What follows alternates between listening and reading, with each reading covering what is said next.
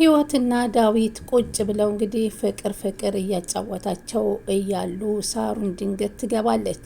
ድንገት ስትገባ ያየችውን ነገር በአይኗ ማመን አቅቷት ፖርሳዋን አሽቀንጥራ ወሩራ ህይወትን ታንቃታለች። ከዛም ዳዊት ተመልሶ ሳሩንን ያንቃና ይወረውራታል። እሷን በንዴት ጸጉሯን ይዛ የህይወትን ትነጫጫታለች። እሷን አስወጥቶ ውጪ ብሎ ሰደደና ከዚህ በኋላ ሳሩን ተጠንቀቂ፣ በህይወት ከመጣሽ አልምርሽም ሲል አስጠነቀቃት።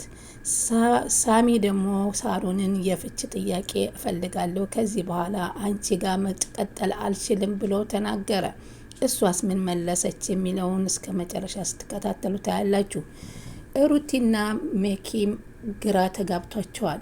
ሜኪ በተለይ የሩትና የዳዊት ወንድምና እህትነት እያለ እያወቅን ፍቅር ሲያጫወታቸው መመልከት ምን ትያለሽ ሲል ለሩቲ ይጠይቃታል። ሩቲም ትንሽ ጊዜ ጠብቀኝ እንጂ ያበቃለታል፣ ትንሽ ጊዜ ስትይ እኮ እነሱ ሌላ መንገድ እየሄዱ ነው ሲል ይላል። ሰላም ደግሞ መጥታ እንግዲህ ለህይወት ጓደኛ የትምህርት ቤት እንደሆነ ይታወቃል እና ሳሩንም በጫማ ጠፍጥፋ ጣለቻት። ዳዊትም ሳሩንን ፈነከታት በንዴት።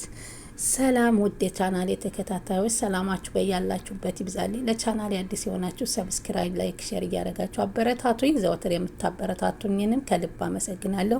እንዲህ ተወዳጁና አስተማሪው የህይወት መንገድ ድራማ ቀጣይ ፓርቲ ዘንላችሁ መጥተናል። እንግዲህ አንዳንድ ጊዜ ወንድምና እህቶች ሳይተዋወቁ በአንድ ጥላ ስር እየኖሩ ብዙ እህቶቻችን ከመጋባት ከመውለድ ያየንበትን ነገር የሚያስተምር ነው። ዳዊትና ህይወት አሁን ወንድምና እህት መሆናቸውን ማንም ሊገልጽላቸው ባለመቻሉ እንግዲህ ፍቅር ሲያጫውታቸው ሩቲና መኪ ዝም ብሎ መመልከቱ ተገቢ ነው ብዬ አላስብም። ሆኖም ግን ሩቲ የማትናገርበት ምክንያት ሳሩንን የወንጀሏን አጋልጬ እስር ቤት እስካልከተትኩ ድረስ አላቆምም በሚል ነው። እና አሁን እንግዲህ ሩቲ ናት እኔ እህታችሁ ነኝ ብላ የምታሳምናቸው።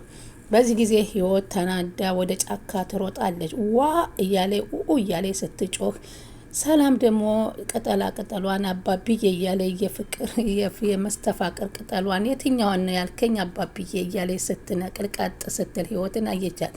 ይቺ ልጅ እኮ አብዳለች፣ የሚይዛታታ ነው፣ ወዴት እየሄደ ነው ብላ እንደዚህ አሻግራ ታያታለች።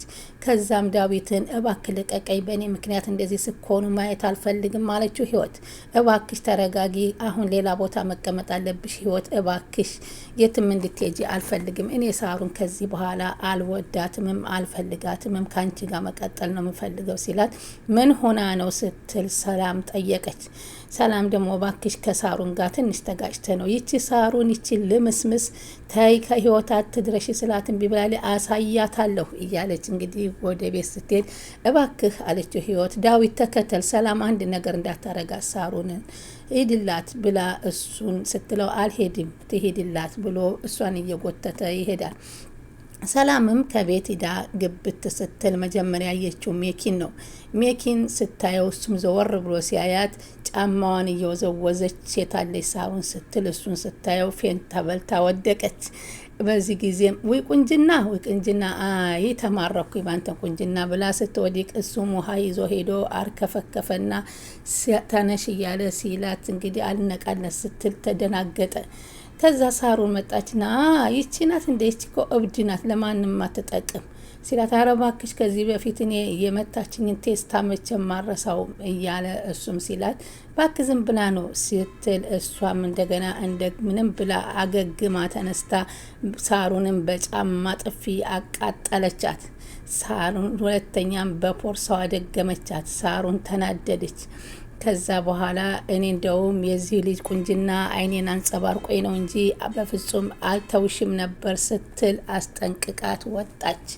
ከዛም በኋላ እንግዲህ እነሱ ደግሞ ከውጭ ሄደው ሂሩትን ሳሚ ደግሞ በተራው ይገባል። ሳሚ ደግሞ ሳሩን ቁጭ ብላ ያለች ገብቶ ስሚ እባክሽ ይህንን ነገር አታቆሚም፣ ከዚህ በኋላ ግን አስገዳጅ ነገር ደርሶብኛል፣ ለወላጆችሽ ለመናገር ተገድጃለሁ ሲል ይነግራታል።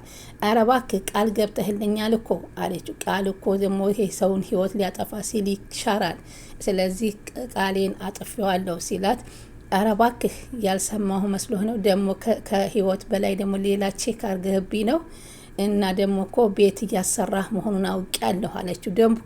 ደግሞ ይሄም አልነገረሽ ሲል ይጠይቃታል።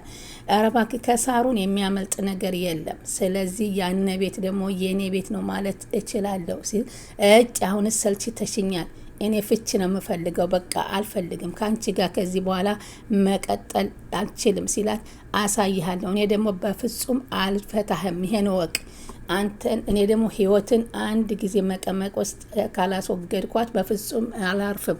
ይህን ነገር ለዳዊትም ነግረዋለኝ። ህይወትን መጀመሪያ ካላስወገድኩ እናንተ ሰላም አሰጡኝም ስትለው አሳይሻለሁ፣ ከዚህ በኋላስ አልታገስሽም ሲል ነበር ዳዊትም የመለሰላት።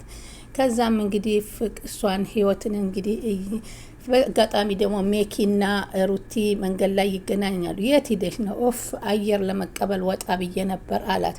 እና አሁን ተቀበልሽ ዘናልሽ አላት። አዎ። እና ታዲያ አሁን አንቺና እኔ ወካ እናደርግም? ግን እኮ አላት። ምንድን?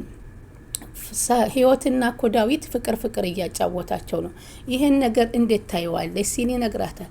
ትንሽ ጊዜ ጠብቀኝ ባክህ፣ ትንሽ ጊዜ ሳሩንን ወደ እስር ቤት ካላስወደድኩኝ በፍጹም አንተን አልልም፣ ትንሽ ጊዜ ጠብቀኝ አለችው ማለት ነው። ከዛም የህይወትንም ልጅ ግዴታ ማሳየት አለብን እኮ ሲላት፣ እሺ የህይወትን ልጅ ወስደን በድብቅ እናሳያታለን፣ እሷን ግን ሳሩን እንዳታውቅ አድርገን እናሳያት ሲሉ እንግዲህ የህይወትን ልጅ ወስደው አሳይተዋታል።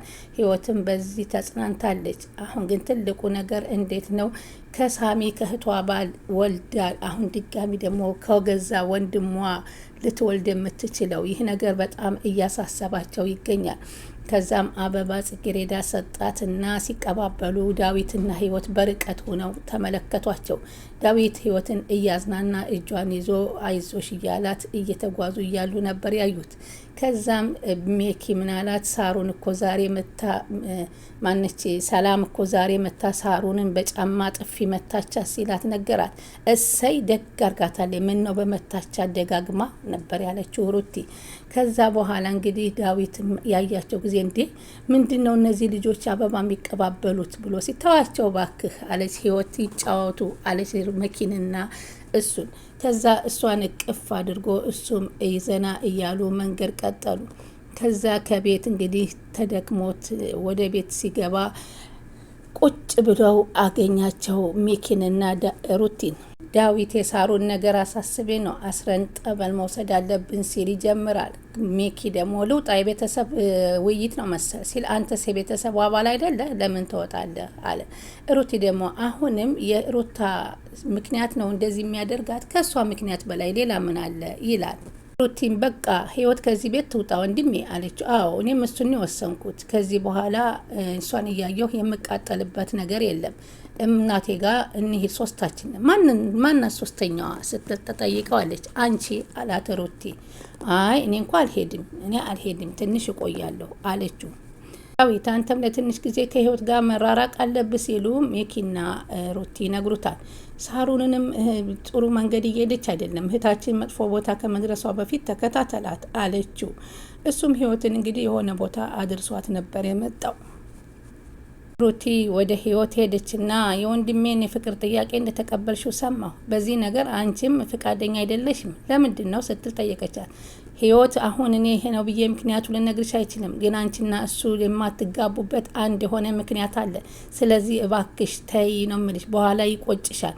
ለምን አትነግሪኝም? አሁን እንዴ አሁን ቦታው አይደለም ጊዜው አይደለም፣ በኋላ ግን እንዳይቆጭሽ እየነገርኩሽ ነው። እኔ እኮ ፍቅር ሰው ፈልግ የማፈቅርበት ስፈልግ የምተወው እኮ አይደለም። ምክንያቱን ንገሩኝና ወይ ላቁመው ስትላት፣ በፍጹም ምክንያቱን አሁን አንነግርሽም፣ ግን ብትታገሺ መልካም ነው ስትል ታስጠነቅቃታለች። ከዚህ መካከል ላይ እንግዲህ ሰላም ደግሞ ስፖርት እየሰራች እንግዲህ እነሱን አገኘቻቸው። በጣም ጎበዝ ነች፣ ጀግና እንዴ ይህን ቆንጆ ልጅ አይንቼ አይኔን አንጸባርቆኝ ነው እንጂ እዘርራት ነበረ ስትስነግራት፣ እሷ እኮ ወንዶቹን ሁሉ ስታይ ሁሉንም ቆንጆ ነው የምትለው፣ ሴቶቹን ግን ፉንጋ ነው የምትለው አለቻት ማለት ነው ሩቲ። ሩቲም ለህይወት ይሄንን ስሜት ብዙም አትልመጂው፣ ዳዊት ላንቺ ሊሆን አይችልም፣ በፍጹም ዳዊት በጣም መልካም ልጅ ነው፣ ሁለተኛ እንዲጎዳ አልፈልግም፣ ፍቅር ይዘኛል ብዬም አላሰብኩ ነበር አለቻት። ነገርኩሽ፣ በኋላ የሚጸጸትሽን ነገር አታድርጊ እያልኩሽ ነው ስትልም ማስጠነቀቀቻት። ሩቲ በልጄ ጉዳይ ሁልጊዜ ካጠገቤ ነሽ፣ ዛሬ ግን በዳዊት የተፈጠረው ምክንያት ለምን ልትነግሪኝ አትችይም? አለቻት። አልችልም፣ አልነግርሽም። ችግሩ አንቺና እሱ ልትገናኙ የማትችሉበት ትልቅ ነገር አለ፣ ግን አሁን በፍጹም አልነግርሽም። ስለዚህ እባክሽ ህይወት ወደ ራስሽ ስታስቢውስ ከሳሩን ባል ወልደሻል አይደለም? አለቻት። አሁን ደግሞ ከወንድሟ አንቺስ ቢሆን ትንሽ አይሰማሽም? ስትል ነበር ጮክ ብላ የተናገረቻት። ሳሩንም ቢሆን ይህንን ነገር ብታቅ የምትፋታሽ አይደለችም። ስለዚህ እባክሽ ካልነገራችሁ ንገሩኝ፣ ካልነገራችሁ ምንም ማድረግ አልችልም ስትል ሙግድ አለችባቸው። ከዛ ሩቲ ደግሞ ወደ ሰላም ስትል ሰላም ስፖርት ካራቴን እየተጫወተ ነበር። ይኸውም ሳሩንን ጉልበቷን አጠንክራ ሳሩንን ለመደብደብ፣ ሳሩን ሰው አይታ ነው እንጂ የምትቧርቀው ብቻዋን እኮ አትመጣም አለቻት። ብቻዋን አግኝተሽ ብትመችልኝ ደስ ይለኛል አለቻት። ከዛ አይኗን አስራ ስለነበር ስትፈታ አይ ሴት ከሆንሽ እንኳ አያንጸባርቀኝም ልፍታ፣ ወንዶችን ሳይ ነው አይኔ የሚያንጸባርቀው ብላ አሳቀቻት። ደግ አርገሽልኛል፣ እንኳን መታሽልኝ፣ አሁንም ጨርሻት ነበር ያለቻት። ካራቴን የምትለምጁ ለሳሩን ነው ስትላታ፣ በህይወት ጉዳይ ነው አይደለ ጸቡ አለቻት። አዎ ይቺ ቆረቆንዳ ራስ አሳያት አለው ስትላት፣ አዎ ሳሚዬ አሳያትማ፣ እኔም ካጠገብሽ ሁኜ ባግዝሽ ደስ ይለኛል፣ ግን የሚሄድበት ነገር ስላለኝ ነው ስትል ሩቲ ከሰላም ትሰናበታታለች። አው ደግሞ ሜኪ ወደ ሰላም ሲሄድ አሁንም እየሰራች ነበረ ስፖርቷን። ከዛ ነካ ሲያደርጋት አይኗን ግልጥ ስታደርግ እሱን ስታየው ፌንት በልታ ወደቀች። ደነገጠ። ወይኔ ጉዴ አለ ሜኪና ሰላም ሰላም ቢላት በፍጹም ልትነቃለት አልችልም። ወይ ጉዴ ይህች ልጅ በእኔ ስበብ እንደዚህ ሆነችብኝ በሚል ሜኪ ደግሞ ተጨናነቀ። እሷ በሱ ፍቅር እንትን ብላለች። ሩቲን እንግዲህ አፍቃሪዋ መሆኑን አላወቀችም ሳሚ እንግዲህ ይቺ ማነች ሰላም አሁን ይህ ልጅ የሩቲ አፍቃሪ መሆኑን ስታይ እንግዲህ ምን ይወጣት ነው? በጣም የሚገርም ነገር እያየን ያለ ነው። ግን ለማንኛውም የህይወትና የዳዊት ጉዳይ ሌላ ነገር ሳይፈጠር ቶሎ ተብሎ አንድ እውነታ እንዲነገሩ ወይም እንዲያቆሙ መደረግ አለባቸው። ያለበለዚያ እንግዲህ ይህ ልጅ ተወልዶ ምን ሊባል ነው? የእህትና የወንድም ልጅ አረ መሆን የሌለበትን ነገር ስለሆነ ሳይሆን እንደማቋረጥ አድርገው ቢያሳዩን ደስ ይለናል። ህይወትም ወደ አቅሏ ብትመለስ መልካም ነው። ህይወት እንግዲህ ከዚህ በኋላ የልጇን ተስፋ ስለቆረጠች ሌላ ልጅ ለመተካት የቸኮለች ትመስላለች። ሆኖም ግን የዛችኛዋ ልጅም አሁን ሳሚ እንደሆነ እያወቅሽ አሁን ደግሞ ከዳዊት ጋር የነገር ችግር ነው እያለች ብትላትም በፍጹም ልትረዳ አልቻለችም።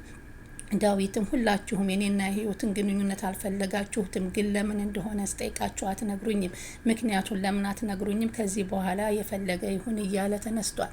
እንግዲህ ቀጣዩ ምን ይሆናል? ሳሚስ እውነት ፍቹን ትፈታውና ጥሏት ይወጣል ወይንስ ሩቲስ ቶሎ ብላ ሳሩንን አሲዛ የህይወትንና የዳዊትን ግንኙነት ታስቆማለች? ይህ በጣም አሁን ከባድ ያለበት ደረጃ ላይ ነው ያለው። ስለዚህ ቀጣዩ ምን ይሆናል የሚለውን ተከታትለን እናመጣላችኋለን። ስትከታተሉኝ ስለነበረ ከልብ አመሰግናችኋለሁ። የዛሬውን በዚህ ተሰናብቻችኋለሁ። መልካም ቀን።